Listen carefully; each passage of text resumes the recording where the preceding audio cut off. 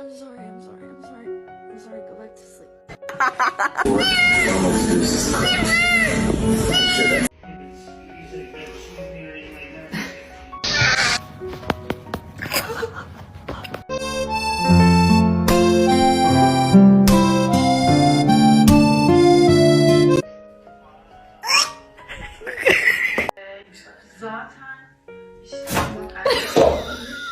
Woher ist du?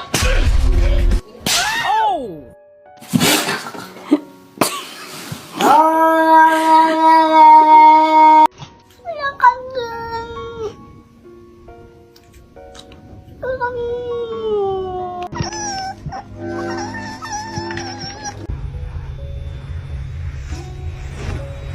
睡吧。